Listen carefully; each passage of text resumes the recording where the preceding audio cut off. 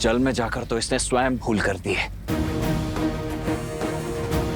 ब्रह्मदेव के वरदान के अनुसार उसकी मृत्यु जल के भीतर ही हो सकती है, वो भी तब जब उसकी श्वास नली काट दी जाए।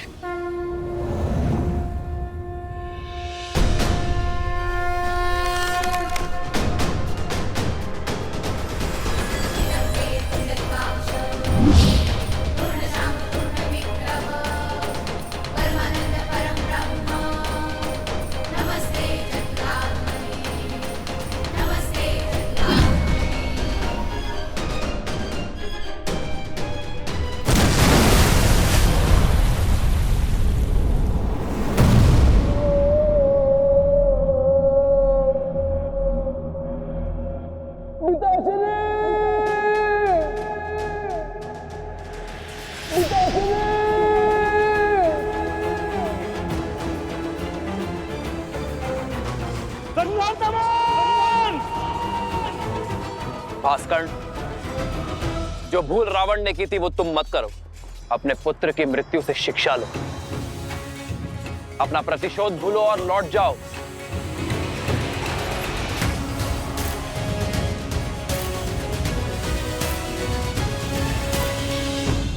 लक्ष्मण, तुमने मेरे प्राण, मेरे प्यारे पुत्र से नरदमन का वध किया है। अब मेरे प्रकोप से तुम दोनों भाइयों को कोई नहीं बचा सकता, कोई नहीं। भास्कर, ये क्रोध ही तुम्हारे विनाश का कारण बनेगा, क्योंकि सत्य और धर्म की लौ के आगे तुम्हारा ये झूठा दम अवश्य तोड़ेगा। आज तुम्हारे अत्याचार और आतंक का अंत होकर रहेगा भास्कर।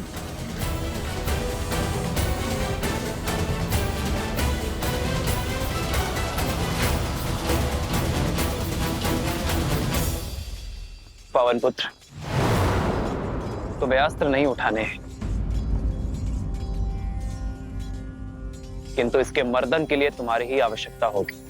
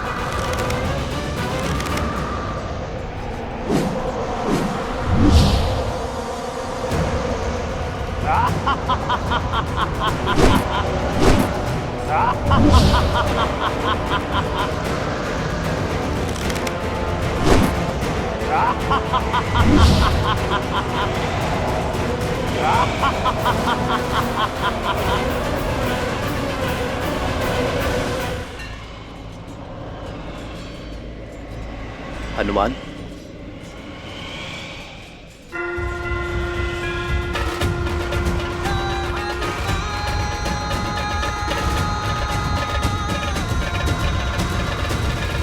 पिताश्री वायुदेव प्रकट हो।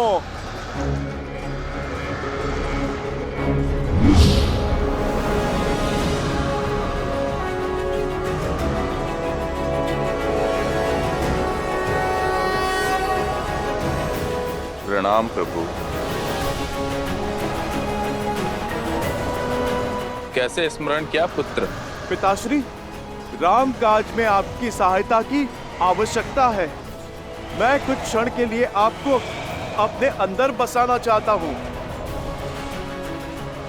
राम का काज और पुत्र की पुकार दोनों को अनदेखा नहीं किया जा सकता।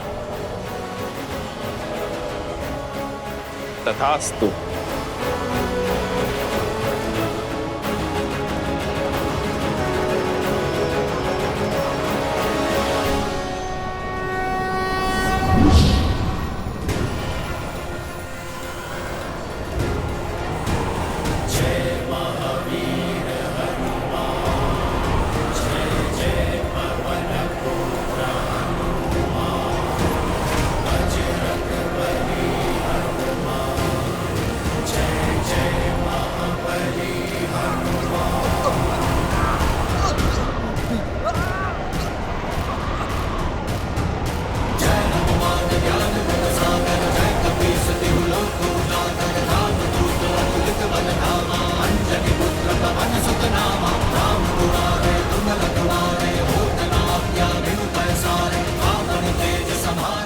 भैया, यदि हमने और देरी दिखाई तो कदाचित हम सभी का अंत हो जाएगा।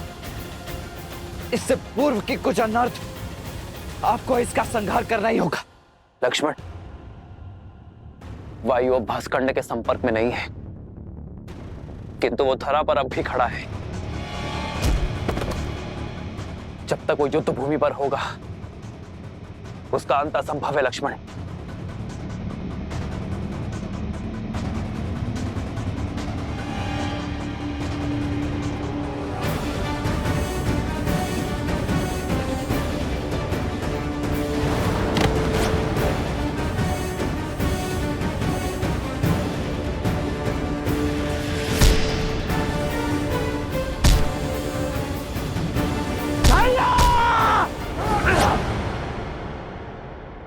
प्रहार कीजिए।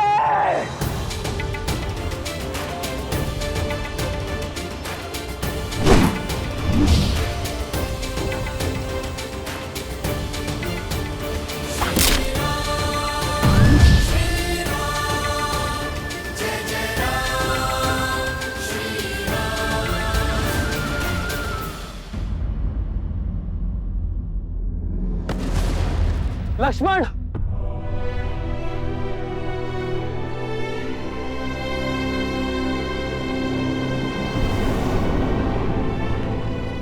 लक्ष्मण, लक्ष्मण,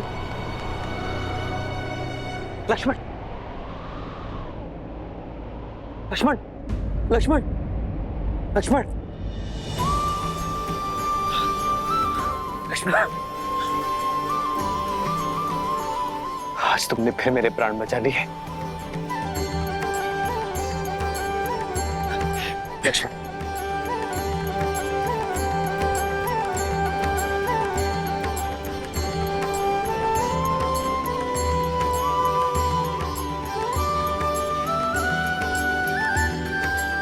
भैया, आपकी विजय के लिए तो मृत्यु से पराजय भी मेरे लिए परम विजय है। कल प्रातः हम अयोध्या के लिए प्रस्थान करेंगे और वहां प्रत्येक घर पर हमारे विजय की पताका लहराएगी। जाओ लक्ष्मण, अब सेना से भी निश्चिंत होकर विश्राम करने को कहो। जो आज्ञा भैया।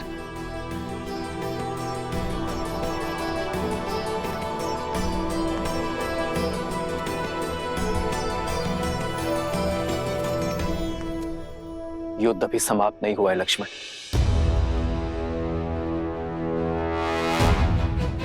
युद्ध तो अब आरंभ होगा, वो युद्ध जिसे लड़ने के लिए मैं अयोध्या से इतनी दूर आया।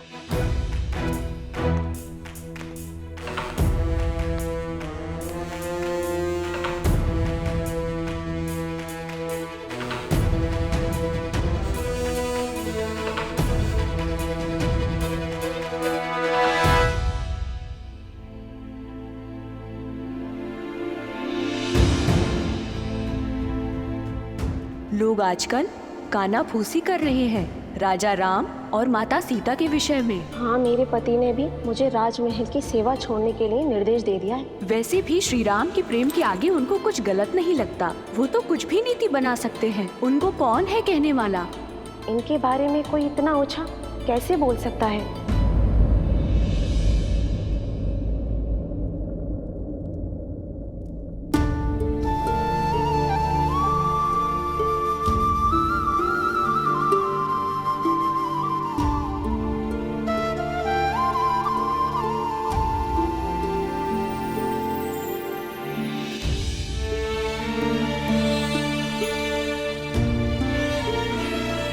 सीता कभी चिंतित हो ही नहीं सकती यार, परंतु एक होने वाली माँ का स्वप्न बिगड़ जाने का शोक अवश्य है।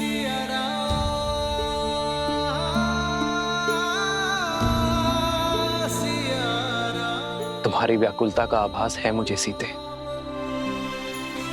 किंतु मुझे एक राजा के कर्तव्य के साथ साथ अपनी होने वाली संतान को असुरी शक्ति से भी बचाना होगा, और ये कार्य मुझे अकेले ही करना होगा।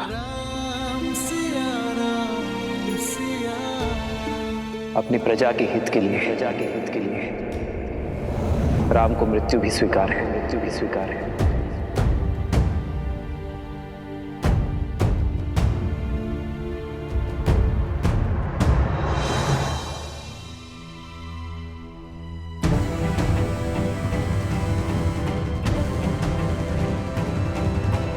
इतनी रात्रि में धनुष लेकर प्रभु अकेले कहाँ पे जा रहे हैं?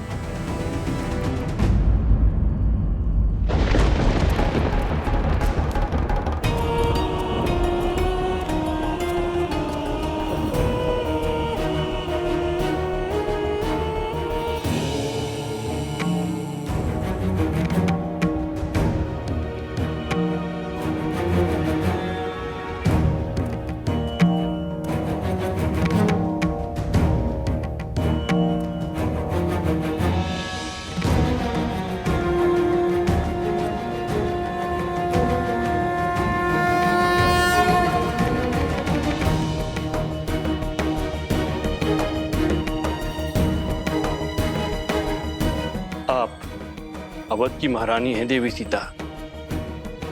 आपका व्यथित होना प्रजा के हित में नहीं। प्रजा की ही चिंता में हूँ गुरुवर। नागरिकों के विचारों में मलिनता आ रही है और मन में शंका का विष घुल गया है। ये नगर में कौन सी असुरी शक्ति पग पसार रही है गुरुवर?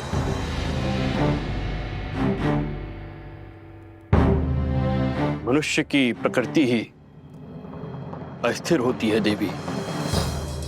सफलताओं के बीच असफलता का भय, यात्रा के प्रारंभ होने में घर छूट जाने का भय, विवाह के समय स्वतंत्रता छिनने का भय, नए उत्तरदायित्वों का संकोच सदा रहता है।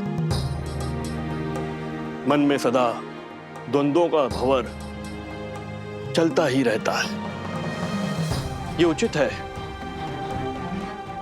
कि संसार का आधार सत्य है, किंतु यहां असत्य भी उपस्थित रहता है।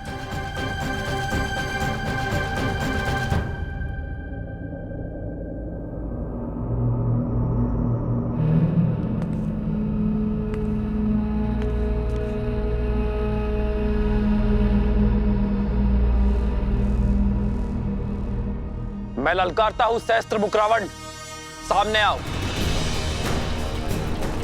असत्य का गुण है कि वो सत्य से दूर नहीं रह सकता। मैं जानता था तुम मेरे पीछे अवश्य आओगे। अब बात और वार छुप कर नहीं, सम्मुख होकर होंगे। हार जाओगे राम, मुझे जितना काटोगे उतना ही मैं बढ़ूंगा।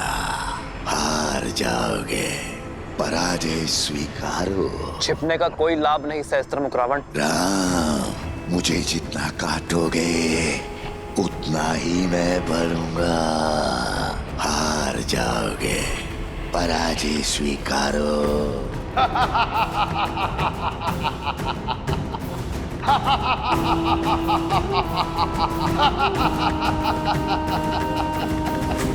क्या राम राज्य भी भय की छाया में श्वास लेगा? क्या यहाँ भी सत्य और असत्य इतना समीप हो जाएगा कि उचित अनुचित के मध्य की रेखा ही मिट जाएगी?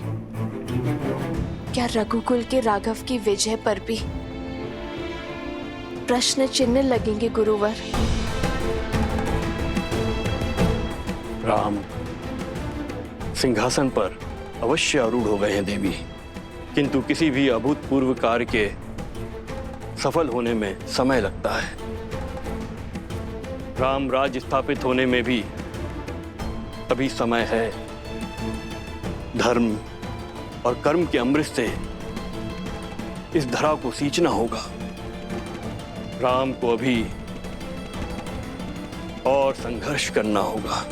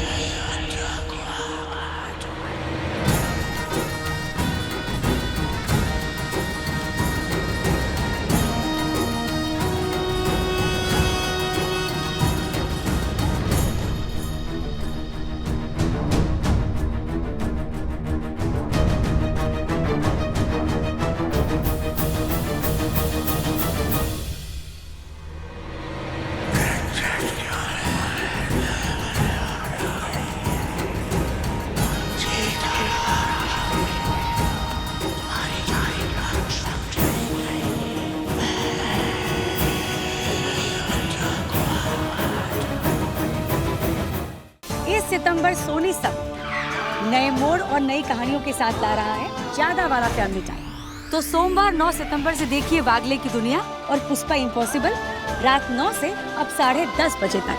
मतलब त्योहारों में एंटरटेनमेंट से भरे एपिसोड्स और ज्यादा वाला फैमिली टाइम हर रोज।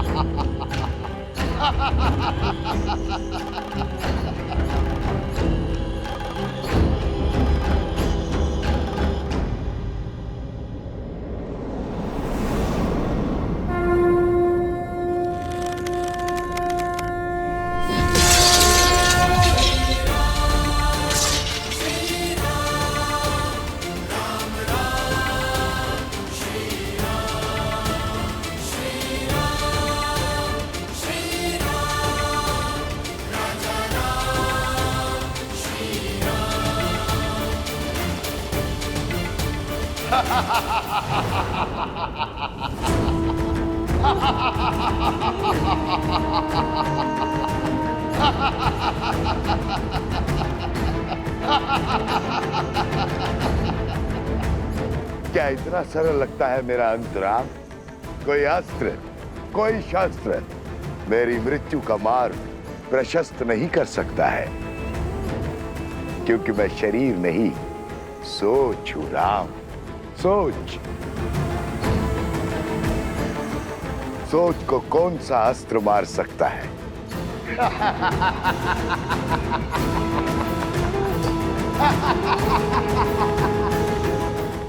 इस असुरी शक्ति को नहीं हरा सकते गुरुवर।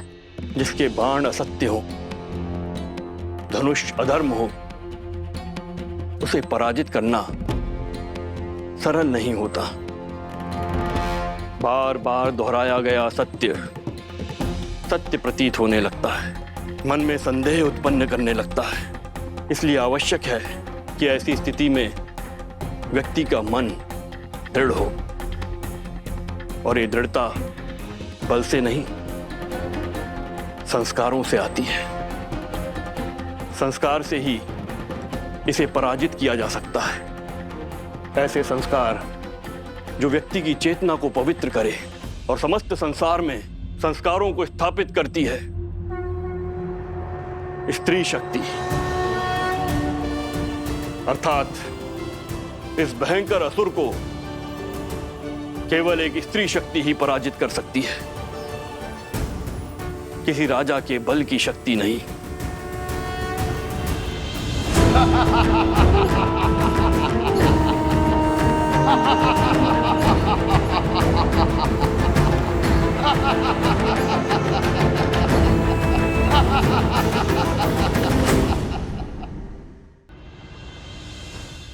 सहस्त्रमुख, भयभीत हो? क्या तुम ये देखने आए हो कि कहीं मैं तुम्हारे मामा भास्कर्ण का वध कर तुम्हें निर्बल ना कर दूं? भय भास्करण की मृत्यु का नहीं है राम, भय तो तुम्हारी मृत्यु का है। कहीं भास्करण तुम्हें मार देता तो मुझे बहुत दुख पहुंचता, क्योंकि तुम्हारी मृत्यु का निमित्त मैं अचंभित था कि तुम भास्करण से युद्ध करने स्वयं क्यों आए। पर अब मुझे समझ आया, तुम मुझ तक पहुंचना चाहते थे। अयोध्या से दूर मेरा सामना करना चाहते थे। यदि तुम मुझसे युद्ध करना चाहते हो सहस्त्रमुख, तो आओ, उठाओ अस्त्र और युद्ध करो।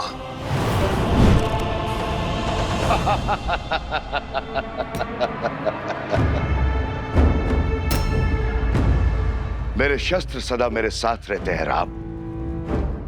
मेरा मुख मेरा धनुष है जो सहस्त्र दिशाओं में है।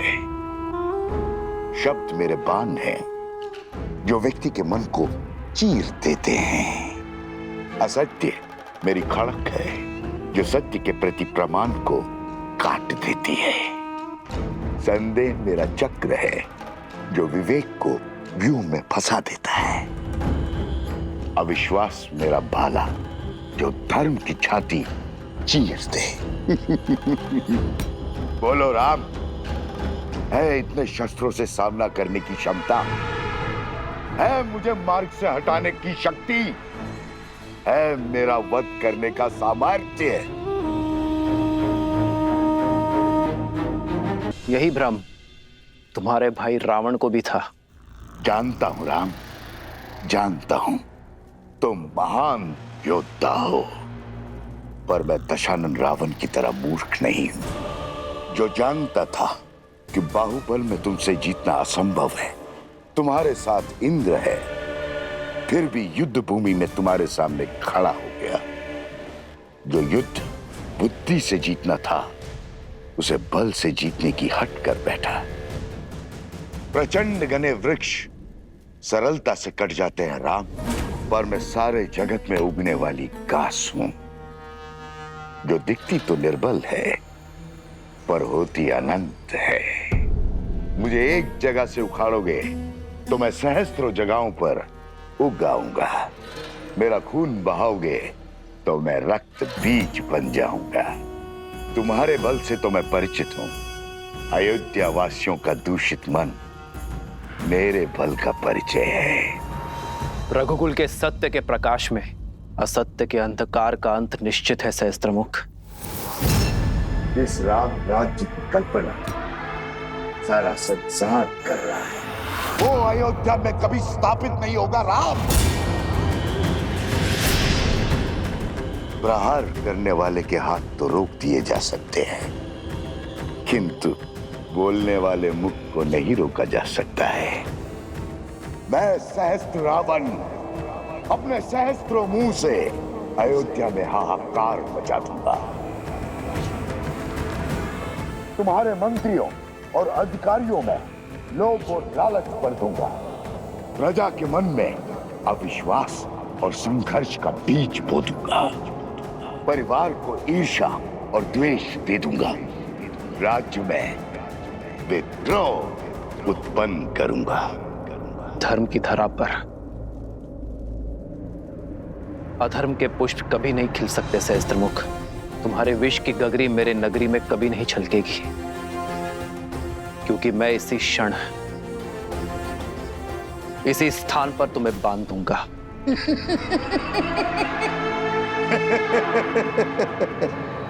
देर कर दी राम, बाण धनुष से छूट चुका है। प्रजा छोड़ो, तुम तो अपनी पत्नी सीता की भी रक्षा नहीं कर पाओगे। लोक अपवाद से, निंदा से, कुमंत्रणा से अपनी आने वाली पीढ़ी तक की रक्षा नहीं कर पाओगे। अपमान से जब असत्य परिवार में प्रवेश करता है तो प्रेम और सम्मान सबसे पहले खिड़की से भाग जाते हैं। सच कहूं राम, मैं तुम्हें मारूंगा नहीं, मैं तो तुम्हें जीवित रखकर तुम्हारी मृत्यु का आनंद लूंगा। तुम्हारी मर्यादा के वध का साक्षी बनूंगा। जब पूरा विश्व एक सुर, एक राग में बोलेगा कि राम की सीता दूषित है, अपवित्र है, चरित्रहीन है।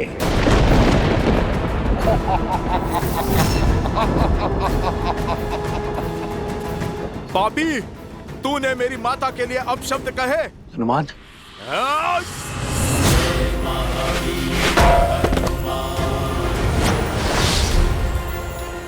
बहुत हुआ तेरा छल, अब तू देखेगा सीता माता के पुत्र का बल। तेरा इसी क्षण अंत कर दूंगा मैं, तेरे लोक अपराध का, तेरे भ्रम और तेरे असत्य का। या तो तुम महाबोले हो या महामूर्ख हो वानर। इतना भी नहीं जानते, असत्य को जितनी ऊंचाई दोगे वो उतना ही बलवान होता है, उतना ही शीघ्रता से फैलता है स्वयं।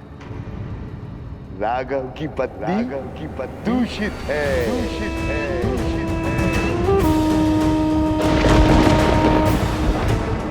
राघव की पत्नी दूषित है, दूषित है, दूषित है।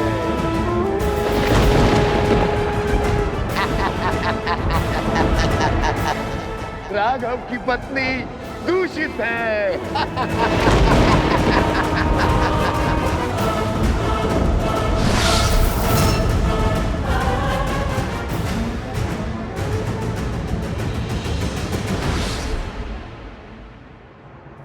सीते,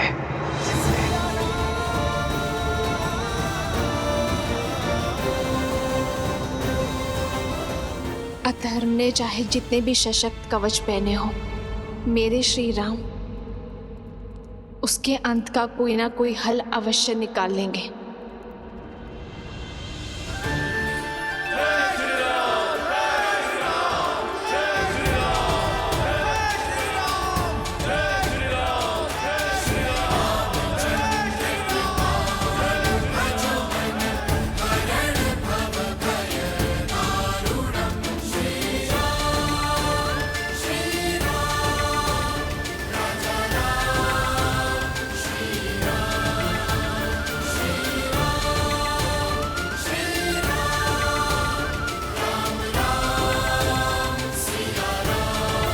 सामर्थ्य की जय जयकार होती है क्या भैया? हाँ, अन्यथा जो हुआ है उसके बाद राम सिया के जय जयकार के योग्य है क्या?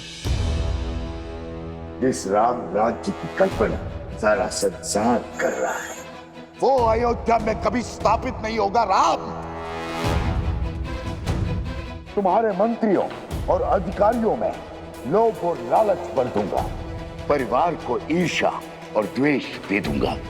राज्य में विद्रोह उत्पन्न करूंगा। हनुमान, ध्यान रहे, सहस्त्रमुख का उल्लेख अयोध्या में किसी के आगे नहीं होना चाहिए। पर प्रभु, प्रजा को सावधान करने की आवश्यकता है। जानता हूं हनुमान, किंतु युद्ध में विजय के पश्चात प्रजा और सेना केवल उत्सव की कामना करते हैं, अवसाद की नहीं।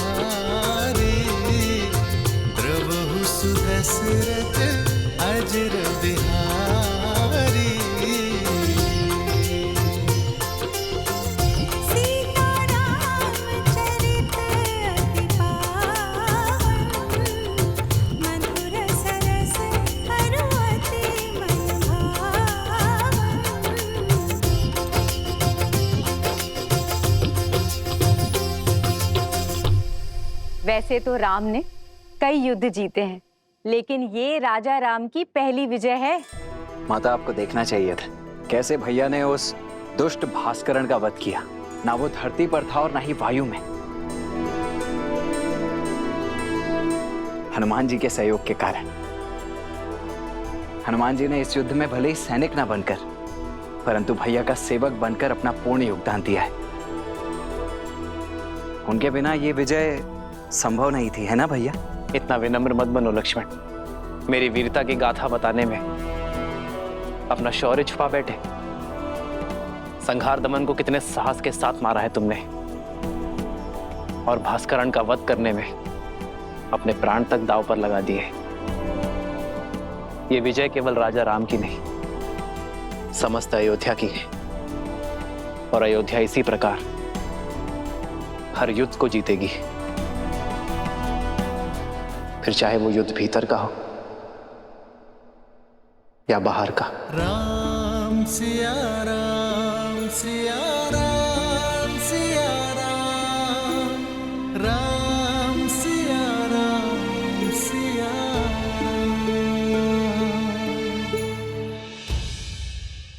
उचित समय पर आए हो पुत्र।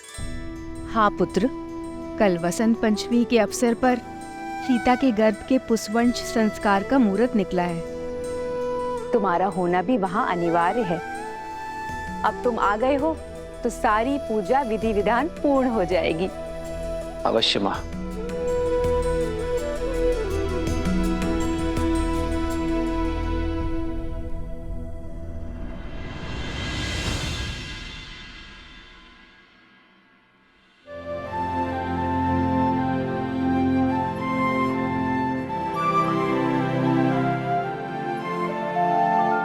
चौंकिए मत, आपके ही हैं।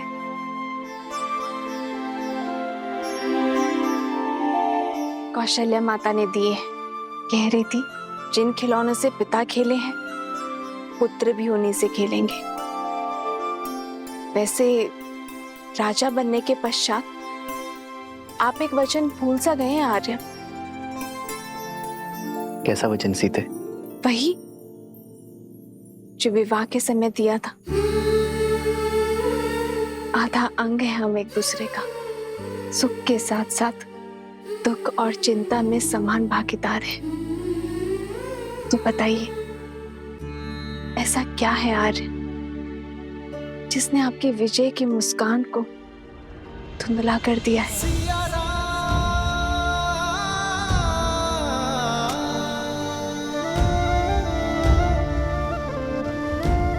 कैसे बताऊं सीते?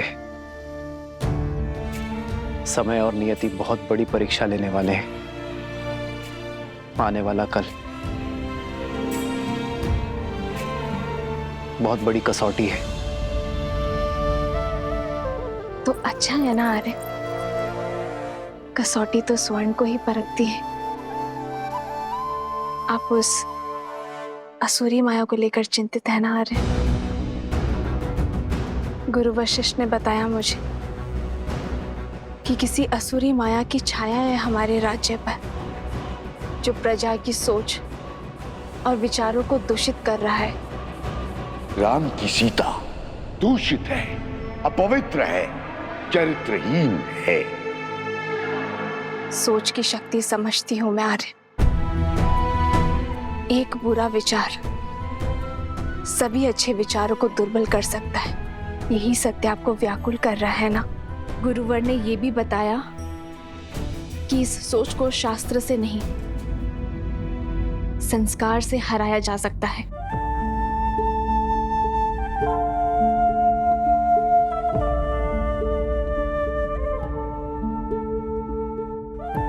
गुरुदेव ठीक कहते हैं सीते, संस्कार की शक्ति ही मन को स्थिर कर सकती है, किंतु यह इतना सरल नहीं होगा।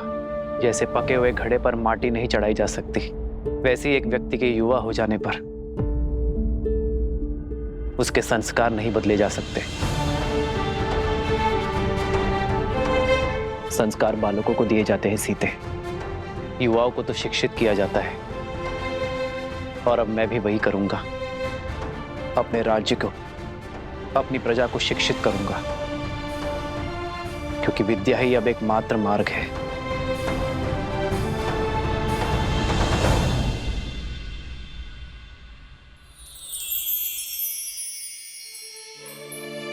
मुझे पूरा विश्वास है आप पर आर्य। जो आपने ठाना है उसे पूरा अवश्य करेंगे।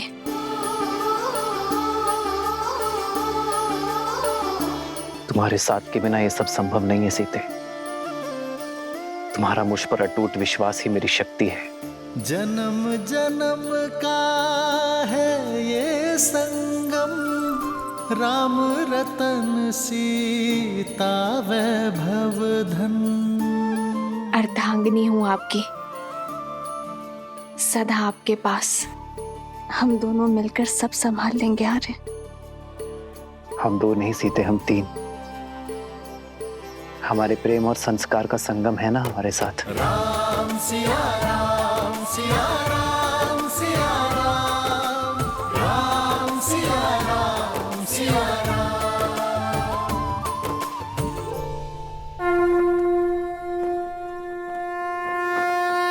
ओम अदभ्याः संवृताः पृथ्वी समाश्च विश्वकर्मणाः संवृतताग्रहे।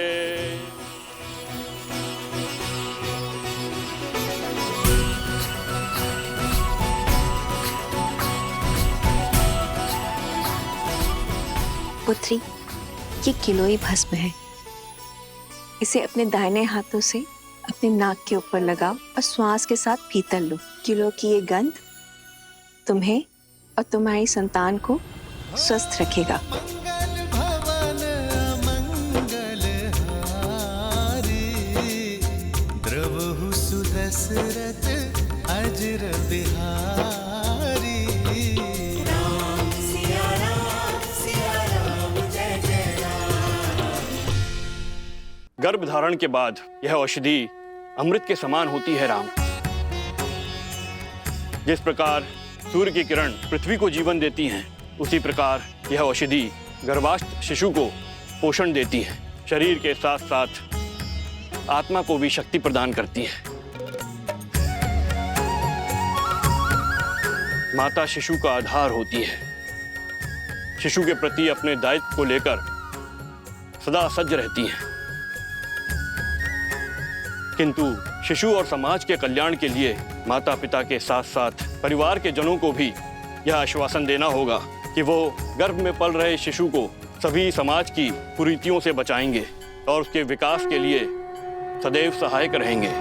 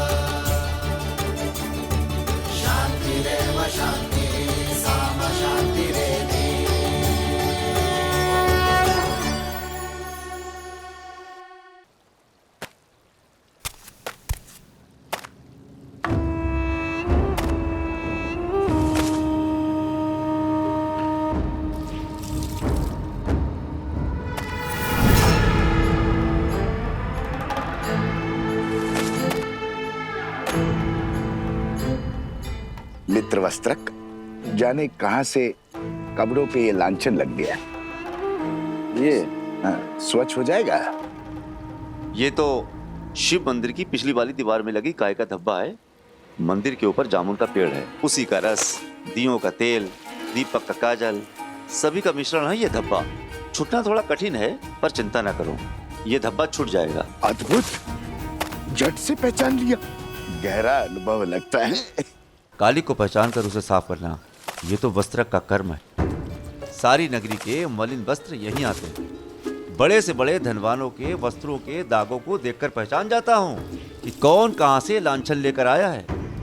इतना गहरा अनुभव उचित है, उचित है। फिर तो ये भी जान जाते होंगे कि लांछन व्यक्ति पे लगा है या वस्त्र पे।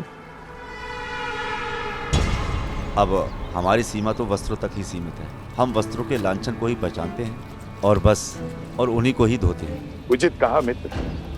वस्त्र पे लगा लांछन तो धुल सकता है, किंतु व्यक्ति पे लगा लांछन कभी नहीं धुलता, और विशेषतर व्यक्ति यदि नारी। मैं चलती हूँ। अच्छा ठीक है, ध्यान से जाना। और हाँ, और नदी जो है ध्यान से पार करना। कुछ बाढ़ के संकेत हैं। अच्छा जी। आप इसे संध्या को ले लेना। वाह मित्र, सीधे जाने को कह दिया। अंधकार होने से पहले लौटने का निर्देश भी नहीं दिया। इसमें कहने वाली क्या बात है, सदा ही जाती है। धन्य हो रे राजा राम और उसकी प्रजा। समाज के लांछन जानते हो और समझते भी हो, फिर क्यों देखकर अनदेखा करते हो? भूल गए, नारी पे लगा लांछन कभी नहीं धुलता। तुम्हारा मन पवित्र है, पर समाज का क्या? जंगल में मोहर नाचेगा तो कहां देखने जाओगे? अब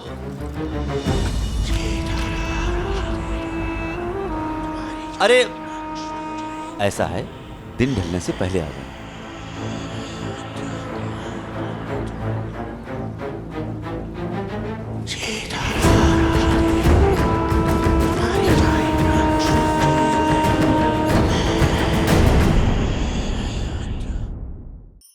धार्मिक वीडियो सबसे पहले देखने के लिए हमारे चैनल को सब्सक्राइब करें और बेल आइकन दबाएं।